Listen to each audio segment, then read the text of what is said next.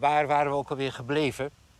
Bij de vrouw die zo bezorgd was voor wat er met de aarde gebeurt, dat ze besloot geen kinderen te nemen totdat de planeet gered zou zijn. I'm sorry, my friend.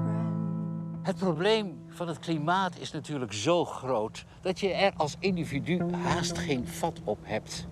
En een mondiale aanpak stuit op ontkenning en eigenbelang. This is an emergency. Dat ontkennen van narigheid is natuurlijk een heel menselijke eigenschap. En als politici dat gaan doen, is het helemaal oppassen geblazen. We gaan naar Polen.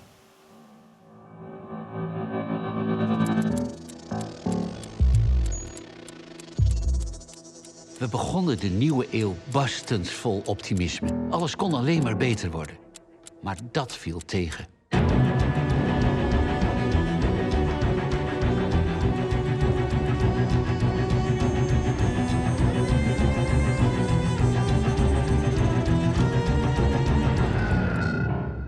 Hoe kon dat? Het leek alsof niemand het zag aankomen. Maar niets is moeilijker dan geschiedenis herkennen als je er middenin zit.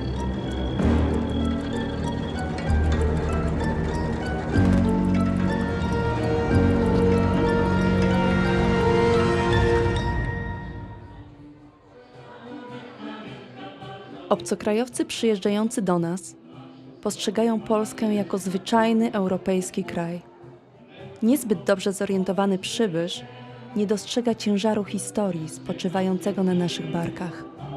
Zwłaszcza wy, z Zachodu, często nie macie o tym bladego pojęcia. Podczas gdy wy świętowaliście wyzwolenie spod okupacji nazistowskiej, nas wcielono do bloku wschodniego. I wy na to pozwoliliście. My, Polacy, odegraliśmy istotną rolę w procesie demontażu żelaznej kurtyny. Czyżbyście o tym zapomnieli? Pragniemy więc, by nasze ofiary i bohaterski opór wobec naszych ciemiężców zostały w końcu dostrzeżone. Podczas gdy wy ciągle tylko wspominacie o mordowaniu ludności żydowskiej przez polskich sąsiadów, tak jakby wszyscy Polacy brali udział w pogromach. I dlatego to jedno zdarzenie wzbudziło w nas tak wielki sprzeciw, a było to 29 maja 2012 roku.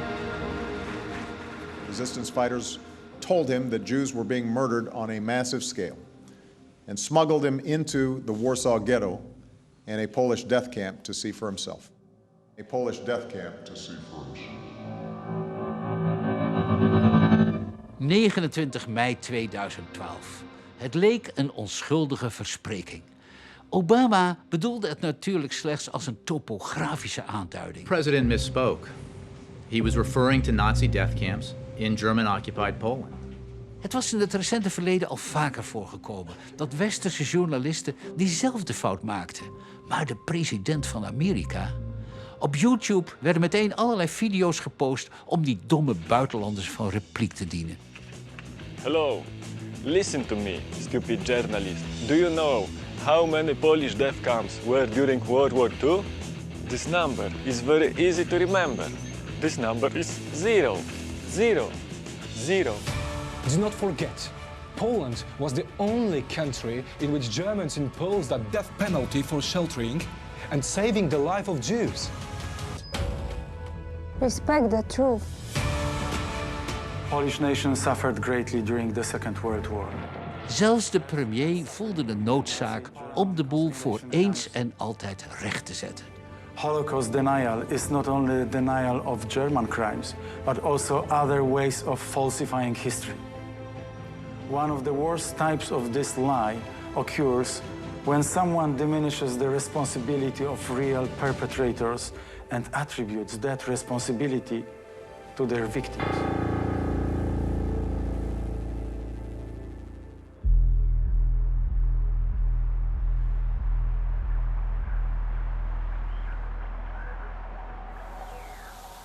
I am speaking to the Polish people all over the world under the dark, cruel yoke of Hitler and his Nazi gang. Every week inspiring parties are busy in a dozen lands. Monday shoots Dutchmen, Tuesday Norwegians, Wednesday French or Belgians stand against the wall. Thursday it is the Czechs who must suffer. But always, all the days, there are the Poles. Alianci wiedzieli już dawno. Nikt nie poniósł większych strat podczas okupacji niemieckiej niż Polacy. Zginęło 6 milionów Polaków, z czego połowa pochodzenia żydowskiego. Walczyliśmy zawzięcie przeciwko Niemcom, a także przeciwko Sowietom. W czasach, gdy komuniści grali pierwsze skrzypce, nie wolno nam było o tym wspominać. Teraz nadszedł czas na narrację historyczną, z której możemy być dumni. Patrzymy więc na klip ze słynnym trenerem piłkarskim Jackiem Gmochem, wkraczającym na murawę wraz z drużyną prawdziwych bohaterów polskiej historii.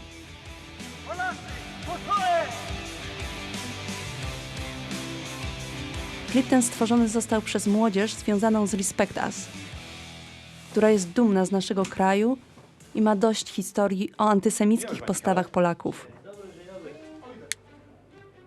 Michał Drzewiecki, youtuber, historyk. Nie jestem historykiem z wykształcenia, jestem rekonstruktorem na pewno i youtuberem też. I pamiętajcie, zabierajcie na rekonstrukcję. Oliver Pochwat, dziękuję. Dziękuję Państwu. W Polsce nie ma problemu z naszą historią. Narosła ogromna liczba stereotypów i mitów. No, jednym z takich przykładów jest wypowiedź Baracka Obamy w Ameryce, który stwierdził, że były polskie obozy zagłady i polskie obozy koncentracyjne. Jak myślisz, z czego wynika to nieporozumienie? Czy jest to faktycznie celowe działanie? Może tutaj wchodzimy w teorię spiskową, czy po prostu Obama się pomylił, bo nie wiedział, bo tam jest taki stan zachodniej historii. Moja jakaś tam idealistyczna część natury, która we mnie wciąż tkwi, każe mi stwierdzić, że może to było przejęzyczenie lub skrót myślowy. Mam nadzieję, że tylko o to chodziło i że nie chodziło o nic więcej. To jest może moje odczucie, ale gdy ja oglądam wypowiedzi zachodnich polityków i dziennikarzy oskarżających nas o współudział w Holokauście, no może to jest moje odczucie, jest mi bardzo przykro, bo Polacy jako jedyni na świecie uratowali największą liczbę Żydów. Pierwszy raz, kiedy pomyślałem sobie, że coś jest nie tak z historią, z polską historią, myślę, że miałem wtedy około 18 lat i zacząłem poznawać nieodkryte fakty o polskiej historii. Okazało się, że mamy całą masę bohaterów, o których nie mówi się głośno w szkole. Ja osobiście uważam, że każdy naród powinien kultywować swoją historię, swoje tradycje. No, my w Polsce to robimy, więc w tym momencie nie ma naszej zgody na oczernianie nas jako narodu i mówienia wobec nas, Polaków, kłamliwych sformułowań. I nie mamy się czego wstydzić.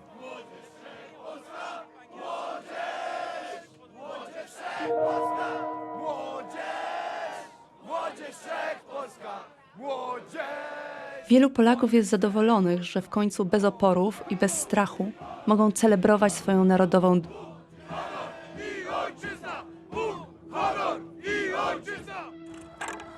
Nasza duma poniosła jednak dotkliwą stratę, gdy w roku 2000 polsko-amerykański socjolog Jan Gross opublikował książkę Sąsiedzi. Wtedy okazało się, że naprawdę istnieje coś, czego powinniśmy się wstydzić. I've been working on the history of the Second World Period for many years, but this particular little volume was written very quickly as a result of kind of a moment in which I found some sources and then followed a trail of evidence.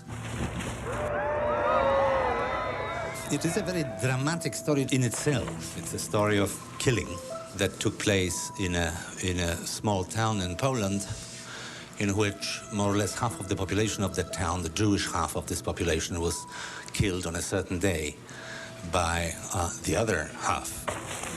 W miasteczku Jedwabne Polacy spędzili swych żydowskich sąsiadów do stodoły i podpalili żywcem. Na te rewelacje w Polsce zareagowano z niedowierzaniem i strachem. Była potworna zbrodnia. Potem się okazało, że do zbrodni na Żydach z udziałem Polaków dochodziło nie tylko w Jedwabnem, ale w wielu innych miejscowościach w 1941 roku. Wiele tysięcy Żydów zostało zamordowanych i o tym wcześniej nie wiedzieliśmy. Dopiero od 2000 roku zaczęto się tym zajmować i to był prawdziwy szok dla polskiej opinii publicznej. To było dla mnie też bardzo bolesne doświadczenie. No i jako dla Polaka, i jako dla historyka, ja też o tym wcześniej nie wiedziałem, więc znajdowałem dokumenty, w których opisywano, jak to zwykli ludzie, polscy chłopi mordowali swoich żydowskich sąsiadów, dzieci, kobiety. No, to było opowieść o niewyobrażalnym okrucieństwie. In Polen heeft president Kwasniewski vandaag zijn excuses aangeboden voor de misdaden die Poolse burgers in 1941 hebben begaan tegen de Joodse gemeenschap in de plaats Jedwabne. Winniśmy błagać o przebaczenie cienie zmarłych i ich rodziny, każdego skrzywdzonego. Dzisiaj jako człowiek, jako obywatel, jako prezydent Rzeczypospolitej Polskiej przepraszam. Szlachetne przeprosiny prezydenta utorowały drogę nowemu spojrzeniu na naszą przeszłość. Historyk Paweł Machcewicz został poproszony o stworzenie nowego Muzeum II wojny światowej. Lecz gdy w 2015 do władzy doszła prawicowo-konserwatywna partia Kaczyńskiego, przeciwko dyrektorowi muzeum uruchomiono kampanię oszczerstw. Nowym władzom nie podobały się ciemne strony historii. Na przykład Muzeum II wojny światowej w Gdańsku, taki swoisty dar Donalda Tuska dla Angeli Merkel, no to jest nic innego jak wpisanie się w niemiecką politykę historyczną. To jest muzeum, które wpisuje się w niemiecką politykę historyczną i kiedy minister kultury to zmienia, no to sądy nakazują, by te zmiany były wycofywane. No, sądy, których nikt nie kontroluje, nikt nie wybiera, decydują o tym, jaka ma być polityka państwa i to w sprawach zupełnie zasadniczych dla jego bytu. Zanim muzeum zostało otwarte, trwała kampania ataków przeciwko mnie i innym historykom, którzy to muzeum tworzyli. Najcięższe oskarżenie, jakie może być, to jest oskarżenie o zdradę narodową. Sprawa trafiła do sądu i Pawłowi udało się ostatecznie doprowadzić do otwarcia muzeum w 2017 roku według własnej koncepcji historycznej. Jednak rządzący szybko znaleźli sprytne administracyjne rozwiązanie, by go wyrzucić.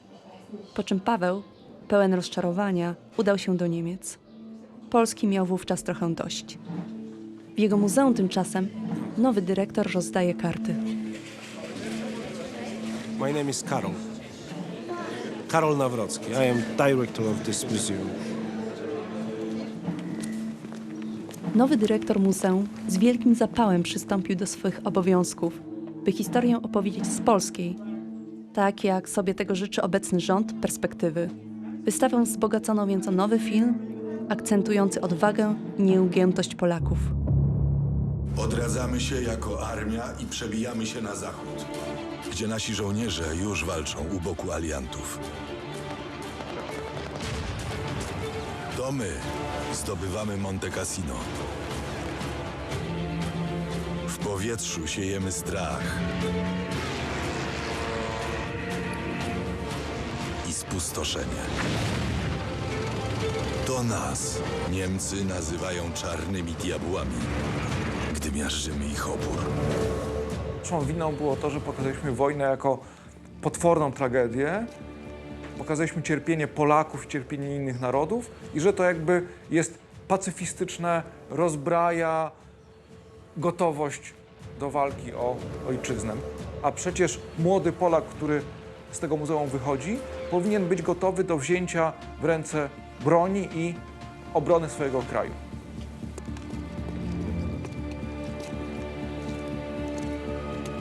Ratujemy Żydów, choć grozi za to śmierć. Ach, jakież to kuszące, by dać się uwieść tej napuszonej hollywoodzkiej wersji historii, gdyby nie fakt, że żydowskie ofiary wojny spoglądają na nas ze ścian muzeum pytająco: czy naprawdę chcieliście nas wszystkich ratować? A co z tą płonącą stodołą w Jedwabnem? Natomiast nie mogę przyznać się, mogę zgodzić się z tym, że Jan Tomasz Gross, Tomasz Gross napisał obiektywną książkę. To, co napisał Jan Tomasz Gross w swojej książce Sąsiedzi, wypacza wizerunek Polaków i polskie postawy w czasie II wojny światowej, bowiem gdy się odwrócimy i zobaczymy tą wspaniałą rodzinę państwa... What do you mean? What do you mean false? To jest, Because to jest bardzo subiektywne wypaczenie polskich postaw w czasie II wojny światowej, bowiem Polska była jedynym krajem... Because it talks about the Polish neighbors were also killing Jews. That's true. Tak, on to pokazał...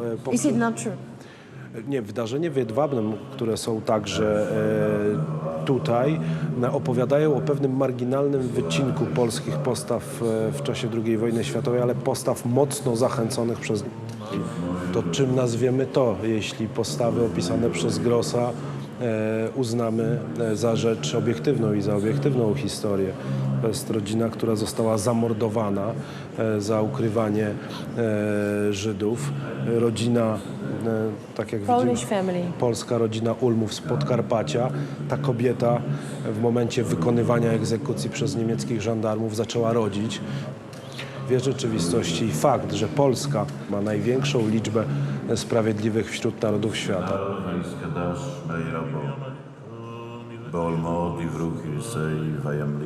A teraz w Polsce mamy falę raczej innego rodzaju zainteresowania historią. To jest zamykanie się w oblężonej twierdzy. To jest właściwie odrzucanie wszelkiej otwartej dyskusji o przeszłości. Odrzucano prawdę na temat tego, co się wydarzyło w Jedwabnem. I to są początki także tak zwanej polityki historycznej Prawa i Sprawiedliwości.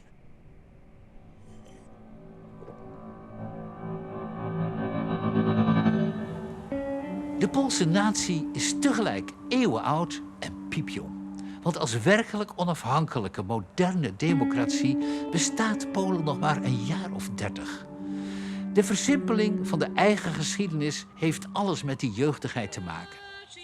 Veel landen kenden zo'n fase. Het hoort bij die moeizame zoektocht naar een eigen identiteit. Die nuances, die komen later wel.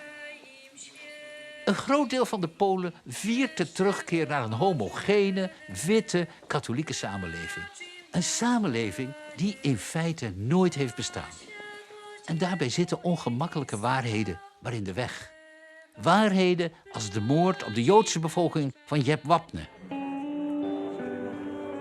Sommige Polen, zoals de kunstenaar Rafał Bertyjewski, leggen zich daar niet bij neer. Proszę nie podchodzić do stodoły pod żadnym pozorem, nie zbliżać się i tak dalej. Hij was het die de schuur van Jedwabne opnieuw liet afbranden, om de Polen wakker te schudden.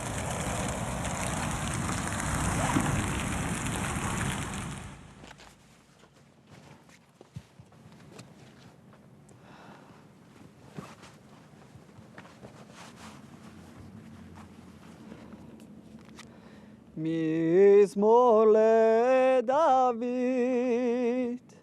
אדוני רואי כלוך אכסר. Krążą pogłoski, że my, Polacy, opowiadamy naszym dzieciom okrutne historie. Historie, którymi je straszymy, opowiadając im o Żydach, robiących wypieki z krwi polskich dzieci. Może i kiedyś opowiadano takie historie, ale dziś wiemy, że to nieprawda. Choć te stare sentymenty dają czasem jeszcze o sobie znać. W pewnym miasteczku na południowym wschodzie Polski przywrócono niedawno taki stary wielkanocny zwyczaj – sąd nad Judaszem. W tym przypadku to tylko kukła z gałganów i siana, z wykrzywionym nosem i przymocowanymi do głowy czarnymi pejsami. Dzieci waliły w niego ile wlezie, aż zdechł.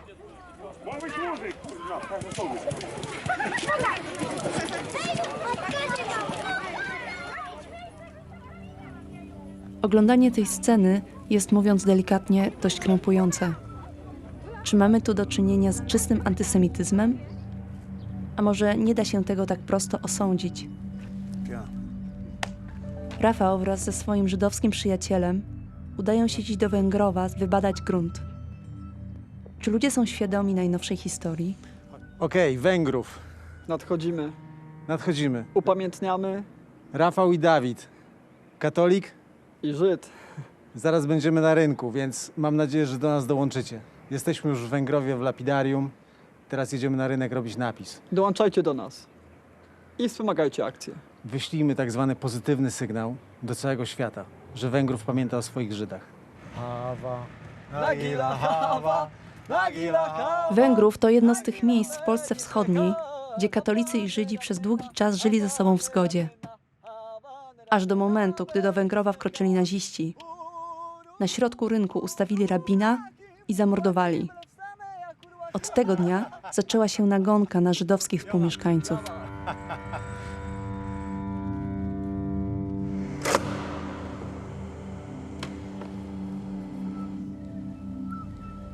To nie jest tak, że nie opowiadano o tym, co stało się w Węgrowie.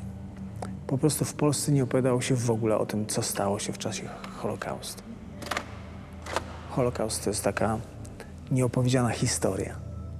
My tkwimy w pewnej sytuacji, której nie rozumiemy, nie potrafimy jej opowiadać. I tak było przez ostatnie 60-70 lat po wojnie.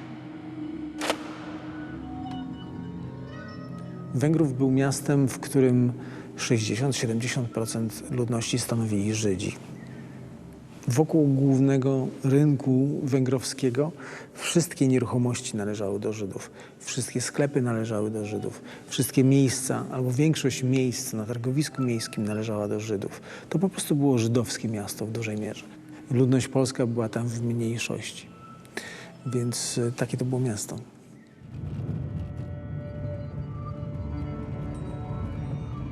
Idziemy w ciemny las. Więc po tych lasach normalnie, słuchaj, chodzili Żydzi, ukrywali się w tych lasach, próbowali w tych lasach przeżyć i najczęściej w tych lasach kończyło się ich życie, co nie? Słuchaj, aż po prostu, no nie wiem, ciary przychodzą.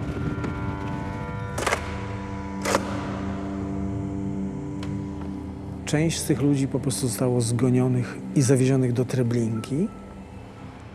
Część z nich została zabita na ulicach miasta. Natomiast część, która próbowała się uratować, chowała się, budowała bunkry, szukała schronienia w lesie, szukała schronienia wśród polskich rodzin. Różne te strategie przeżycia były. Tych ludzi trzeba było wytropić, znaleźć, zadenuncjować, zlikwidować lub samemu zabić. Historia jest taka. Iluś Polaków w Węgrowie podzieliło się na takie 3 grupy. Jedna grupa współczujących, przerażonych, druga grupa obojętnych, sympatyzujących z Holokaustem, a trzecia grupa aktywnie włączających się w likwidację Żydów.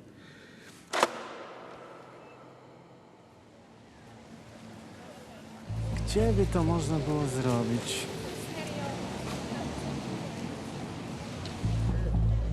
Nie jestem sam na szczęście, bo jestem z moim przyjacielem Żydem, który ma na imię Dawid. Dawid, przedstaw się. Kłaniam się serdecznie, Shalom Alejkiem, pokój z wami. Będziecie z nami uczestniczyć w tej zacnej akcji. Będziemy pisać napis Tęsknię za tobą, Żydzie, w ramach upamiętnienia społeczności, 2/3 społeczności, która żyła w tym mieście. Potrzebujemy pomocników. Czy ktoś na ochotnika?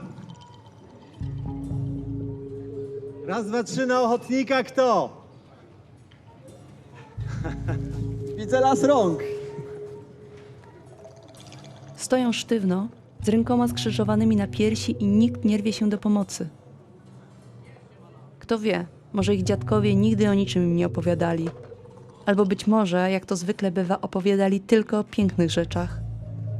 A teraz przyjeżdża taki arogancki typ z miasta, by im wypominać, że powinni pielęgnować przeszłość. Za kogo on się uważa? Zresztą nie wolno przecież malować po murach. Czy uważacie, że naprawdę takim wielkim przestępstwem byłoby namalowanie tutaj na tej ścianie napisu Tęsknię za tobą, Żydzie?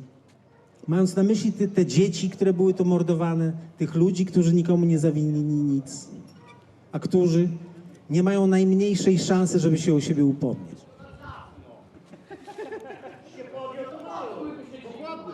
Pan się podjął, proszę to wykonać. Na co pan czeka? Proszę to wykonać. Raz. Nie, to nie ten ton. Jak to nie ten ton? Nie Proszę ten to ton. namalować. Niech pan Dlatego, że to nie jest tak, że ja tu przyjechałem namalować ten napis specjalnie pan i przyjechał wyjechać. tutaj po to, żeby Nie. ten zamek. Ja tu przyjechałem się z wami zobaczyć, z wami się spotkać. Przyjechałem z Dawidem, Nie chcemy spotkać z panem. ale przecież ja pana tutaj nie trzymam. coś tutaj przyszedł, jak nie...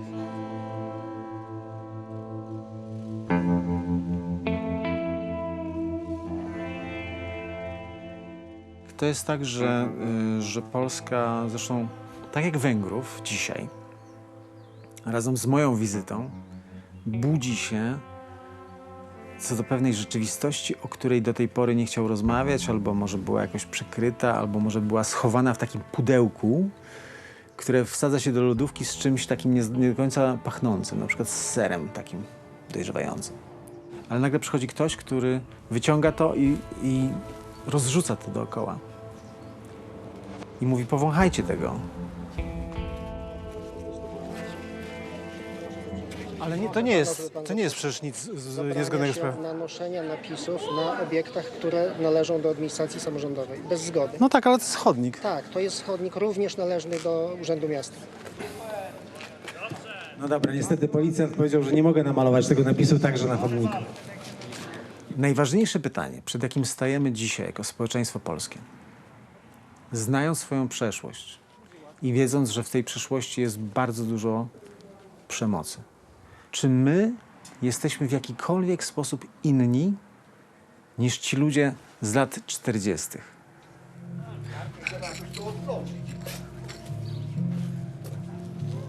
Nie zmieści się, Gamoniu. Zmieści się! Spokojnie! Berlinie ten napis zrób. Na Wajstadu. Ładnie!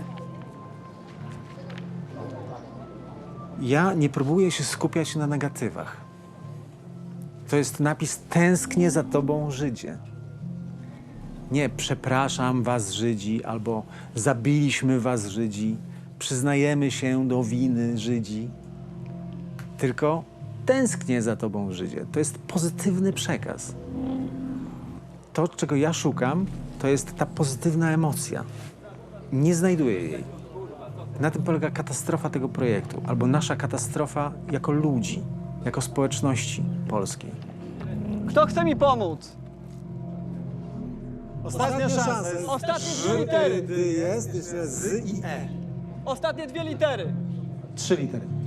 A i e. Tak. Z i e. A tak, rzeczywiście. Mieszkałem, proszę pana, i to jest ściana nie żydowska, tylko to jest ściana Łubińskiego. Ja tam mieszkałem, obok się urodziłem, tym, proszę pana, mam 90 lat, niech pan mnie opowiada, bo ja obok z Żydami chodziłem do szkoły, obok tu mieszkałem i byliśmy bardzo w dobrym komitywie. Mam panu pokażę moich znajomych Żydów, proszę bardzo. I ksiądze, tak powiem. Ja miałem w latach, ja mam 90 lat, miałem wtedy 10 lat, 11, więc wie pan. Bielacki miał tam na rogu, tamten miał czapki, kapelusze, takie inne, Bielacki. Symcha Zima to tu miał razem z, proszę pana, dalej, proszę pana, Heska. Heska tam miał taką sodowiarnię, ale po tamtej stronie, po stronie zachodniej. Ja myślę, że my jesteśmy w sytuacji krótko po wojnie, kiedy jesteśmy w takim szoku po tym, co się stało, że nie jesteśmy w stanie o tym rozmawiać. Nie odbył się żaden proces. Nie było żadnej edukacji. Ale powiem szczerze, mam taką nadzieję, że znajdzie się tak zwany aktywista nocny, który przyjdzie tu w nocy i zrobi ten napis. Wtedy, kiedy was nie ma, kiedy nikt nie patrzy. To jest takie wyzwanie, z którym was zostawiam. Na swoim domu pan tego robi. Na swoim domu.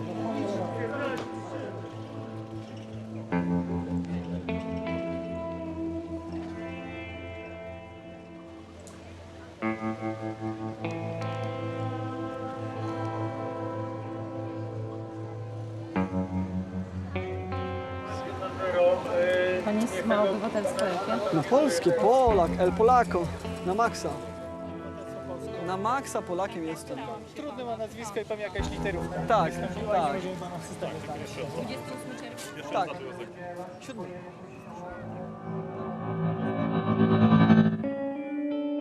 Het is gemakkelijk om smalend te doen over de moeite die de Polen hebben om de zwarte bladzijde van hun geschiedenis onder ogen te zien.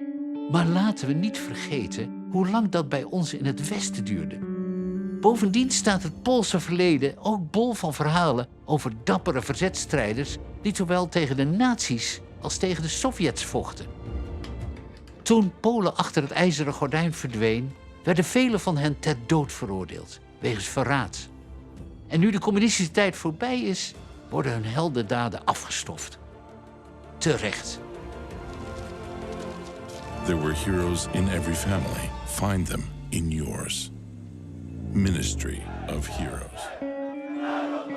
Die herontdekking van de Poolse helden wordt tegenwoordig gekaapt door de nationalisten.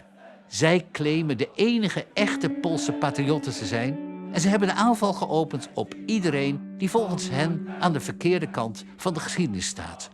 Zoals rechters die voor de val van de muur ook al op het plus zaten en dus indirect verantwoordelijk zouden zijn voor de dood van deze helden. Sąd Najwyższy odgrywał w ciągu lat 90-2016 bardzo niedobrą rolę. Rolę obrońcy starych układów i tam zapadały decyzje o tym na przykład, że nie można karać zbrodniarzy w togach sędziowskich, że nie można im wytaczać procesów, a wielu z nich zasłużyło na najwyższy wymiar kary. No, dzisiaj nie ma kary śmierci, ale na dożywocie z całą pewnością zasłużyło, bo to są po prostu zwykli mordercy. De Poolse regering voerde vanaf 2015 de ene na de andere wet in om haar greep op het rechtssysteem te vergroten. Hiermee riskeert ze wel een gedwongen vertrek uit de Europese Unie. In the European Treaty, it is said that courts should be independent and there should be a separation of powers. And this is exactly what the Polish government is doing, putting an end to the separation of powers, trying to put the courts under direct control of the government. How far have we gone? Voor de Poolse samenleving betekent het een regelrechte splijtswam.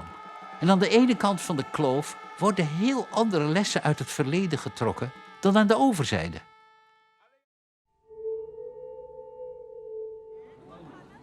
Jako naród zgadzamy się ze sobą obecnie w bardzo niewielu kwestiach. Radykalna prawica i jej przeciwnicy stoją po dwóch diametralnie różnych stronach barykady, a zwykły obywatel jest niemal zmuszony opowiedzieć się za jedną ze stron.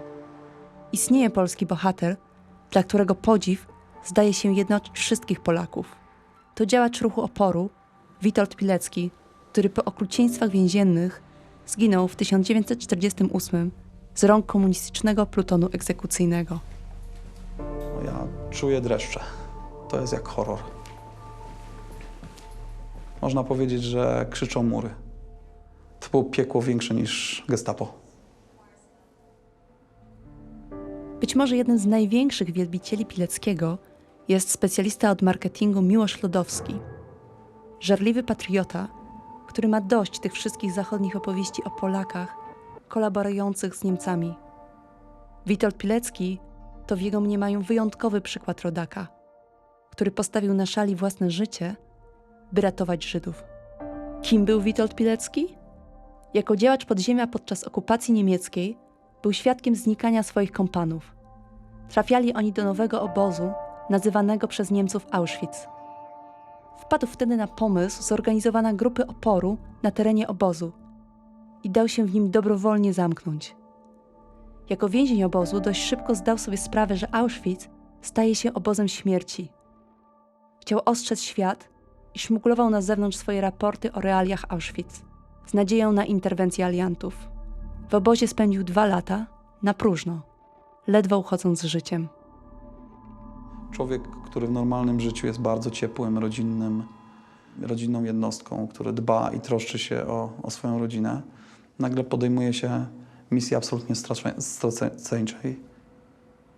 W sytuacjach ekstremalnych czerpał po prostu nadzieję czy właśnie przekonanie o szansach przeżycia z miejsc, w których normalne myśli ludzkie nie eksplorują. Się cudem udało stamtąd uciec. że w zasadzie wytrzymał w miejscu, w którym ludzie potrafili ginąć po 2 tygodniach, po tygodniu, po kilku dniach.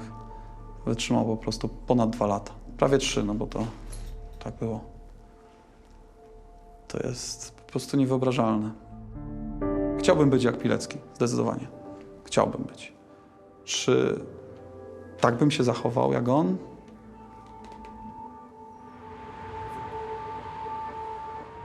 Po powrocie do Warszawy nie złożył broni i walczył o wolną Polskę. Także wówczas, gdy Sowieci przejęli pałeczkę po hitlerowcach. Nowi komunistyczni włodarze skazali go za szpiegostwo. Zobaczcie, to co widzicie tutaj, to są po prostu te cegły rozbite przez kule. Po prostu strzelano tutaj w bohaterów. I tutaj z karabinami maszynowymi. Really? Really, yes. I tutaj stali z But karabinem. with the face to the wall, right? Yes, yes. Jest. Był wyczytywany wyrok Also, i pluton egzekucyjny strzelał. Jeżeli ktoś jeszcze żył, a usunął się na ziemię, był dobijany z krótkiej broni. the soldiers, they were Poles, right? Not only Poles. Not only Poles, but the communists. Yes. You know, because as I said before when we talked, some of them were Jews, were Ukrainians, were from Estonia, from every part of the Soviet territory. Because at the beginning of the end of the Secondary War, Poles were against communists. Whole society were against. Yeah. A tutaj trzeba było znaleźć ludzi, którzy po prostu będą wykonywać karnie. But you confuse me now. So you're saying that the people who are executing are Jews? Not only Jews. Yeah. Rosjanie zrobili taką specjalną metodę. Wykorzystywali mniejszości narodowe po to, żeby zantagonizować ludzi na wieczny czas. Czyli przeciwko Żydom wykorzystywali Polaków. Przeciwko Polakom wykorzystywali Żydów, Ukraińców. Przeciwko Ukraińcom wykorzystywali Polaków, Żydów. I przez to wszyscy do tej pory są pokłóceni. Dla radykalnej prawicy taka interpretacja historii jest tak czy owak wygodna, a Pilecki pasuje do niej jak ulał. Patriota pomagający Żydom, walczący przeciwko Niemcom i sól wokół komunistów. I w dodatku rozstrzelany przez żydowskich komunistów, czyli kolejny dowód na to, że i oni nie byli godni zaufania. W ten sposób Pilecki stał się ich posterbojem i z jego wizerunkiem paradują po ulicach. Publicznie opowiadają się za etnicznie czystą, białą, katolicką Polską, plując na Unię Europejską i jej polityczną poprawność. Obecny nacjonalistyczny rząd daje im wolną rękę. Materiały Wikileaks ujawniły, że prywatyzacja lasów przez prezydenta Komorowskiego była przygotowywana w celu zapłaty organizacjom żydowskim ich bezpodstawnych żądań. Witold Pilecki ryzykował życie, żeby ujawnić, jak morduje się Polaków i polskich Żydów w Auschwitz. Propaganda izraelska uczyniła go najpierw żołnierzem niemieckim, a potem izraelskim. Czy zastanowiłeś się, dlaczego organizacje żydowskie tak bardzo chcą zmienić historię Polski? Widzę, że z dużym tutaj Witoldem państwo stoją i też leci z głośnika. Dlaczego Pilecki jako... Czemu? Na przykład Witold Pilecki, dlatego że był osobą, która walczyła o prawdę. Tak? Dla mnie jest jakby o tyle to dyskusyjne, czy to jest postać jednak historyczna, tak? Czy ten wasz, jak nazwijmy go protest, czy ta akcja, jakby jest odnosi do polityki współczesnej, więc... Mieliśmy kontakt z jego rodziną i są jak najbardziej, nie mają nic przeciwko, delikatnie mówiąc. Tak? A wie pan kto konkretnie? W sensie... Uczciwie powiem, że wiem, że my mamy kontakt z rodziną, już w tej chwili panu nie powiem, z kim dokładnie. Nie, bo to tyle zabawne, bo ja jestem prawnukiem akurat Witolda Pileckiego i jakby nie kojarzę, kto by ewentualnie... No właśnie, że kontakt z rodziną, że nie mają nic przeciwko. Tak? Ale nie wie pan, kto tam konkretnie... Jeśli dobrze się przyjrzeć, jest nawet nieco podobny do naszego wielkiego bohatera. Prawnuk Pileckiego. Wykorzystywania jego przodka do celów politycznych, bez względu na to, czy wypada, czy nie, ma już powyżej uszu. Jego 2 ciocie też. Witold był na pewno bardzo taki pronacyjny, ale nie był nacjonalistą, tak? W sensie takiego, że to on nie był zamknięty na innych ludzi, jakby moim zdaniem trochę wciskany w taką tę narrację właśnie bardzo radykalnych nacjonalistów, którzy no, chętnie by go dzisiaj widzieli, tak, u siebie. Nie zgadzam z tym, żeby na przykład portret dziadka był na marszach ONR-u. Uważam, że powinien troszeczkę więcej wiedzieć o historii. Myśmy jeszcze nie dojrzeli, nie mieliśmy tego czasu na takie moralne dojrzewanie. Przy tych wszystkich zmianach, które były po 1989 roku, myślę, że to się wszystko bardzo szybko działo. I nie pomyśleliśmy o tych grupach, co Tak. teraz są młodzi, tak? O tych dzieciakach z biednych, jakby no, biedniejszych rodzin, z biedniejszych miast. Oni nie czuli tego, co my, tak? Myśmy się zachłysnęli wolnością, jakimś tam wolnym rynkiem, możliwością wyjazdów za granicę. Oni nie wyjeżdżali za granicę, tak? Myśmy się zachłysnęli, a nie pomyśleli też trochę o tamtych. Znaczy ja się absolutnie czuję trochę winna, że się nie rozmawiało z ludźmi, którzy troszeczkę inaczej myśleli, jak my. A znamy myślałam, takich że w ogóle ludzi. wszyscy myślą tak jak A ja. myśmy myśleli, że wszyscy myślą tak. Że po prostu Dokładnie. ja byłam dopiero zaskoczona, jak się okazało, Tak. że nie. No tak. W ogóle słowo nacjonalista jest jakby, różne osoby je rozumieją. Ja to rozumiem jako osobę, która jest do tego stopnia dumna, wręcz pyszna z własnego narodu, że jest zupełnie zamknięta na inne jakby wartości i tylko my tutaj tak wewnętrznie wręcz się karmi nienawiścią, tak? I to jest, moim zdaniem, jest to postawa zupełnie obca Witoldowi Pileckiemu. Więc...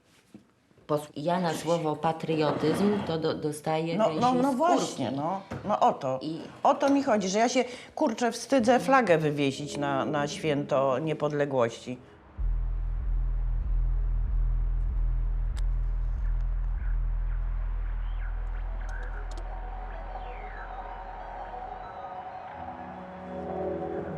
Is Poland a traumatized country? you think? Zdecydowanie, zdecydowanie. W dalszym ciągu nie przepracowaliśmy tej historii, dlatego przede wszystkim, że Is that also why there's so much conflict about the history? zdecydowanie tak. My tego nie przepracowaliśmy głównie dlatego, że całość informacji, która na przykład powstaje na Zachodzie, w Polsce jest traktowana jako często niegodziwa. No bo jeśli Polakom się zarzuca czyny, których nie popełnili, a jednocześnie mają w swoich rodzinach świadomość tak straszliwych zbrodni, których dokonano na naszych rodzinach, to jest powód traumy, która cały czas się odnawia, jak taka nigdy nie zaleczona rana.